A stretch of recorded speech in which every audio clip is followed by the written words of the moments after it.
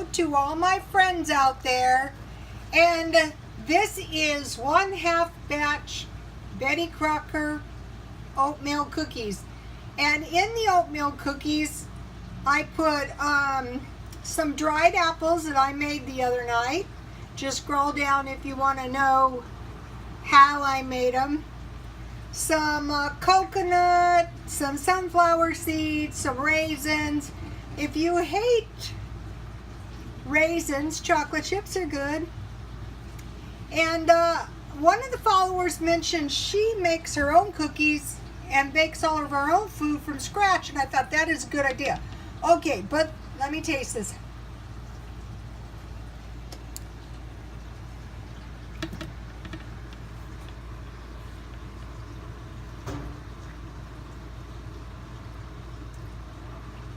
Okay, those are good.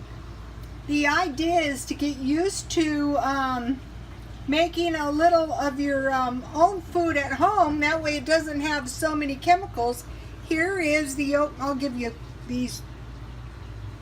Here is the oatmeal cookie recipe. That's just Betty Crocker. And I don't know, it's pretty hard.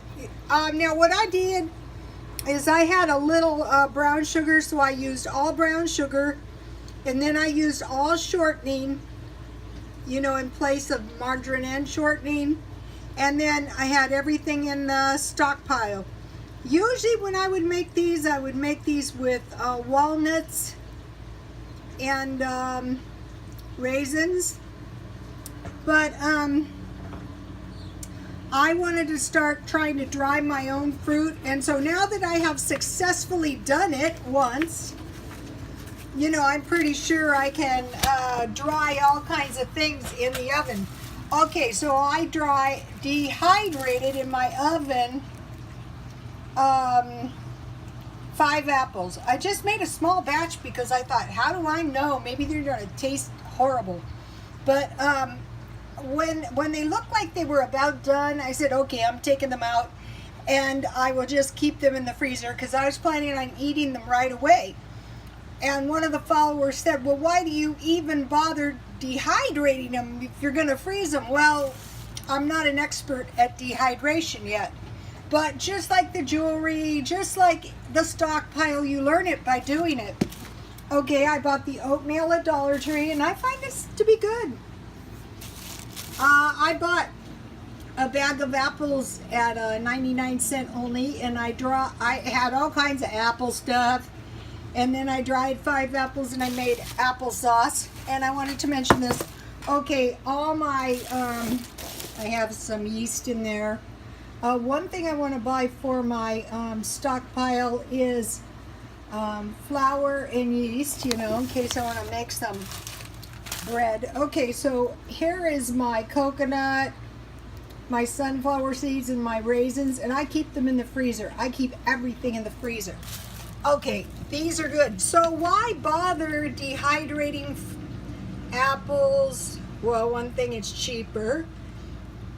2, it's a good thing to figure out how to do it, in just in case you ever had to. I will be dehydrating all kinds of fruit.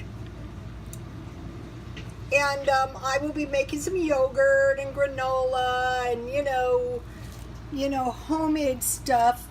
Actually, these are really, really good.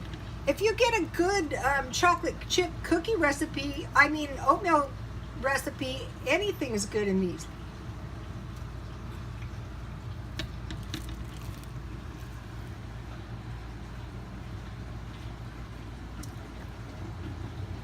There's another good reason for dehydration.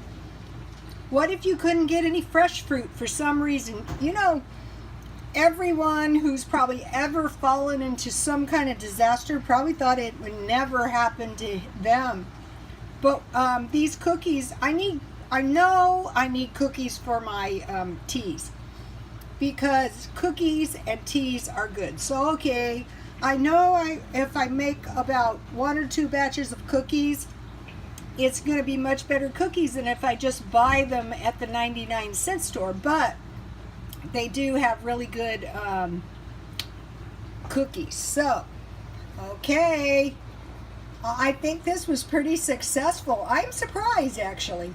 Okay, you guys, I will be back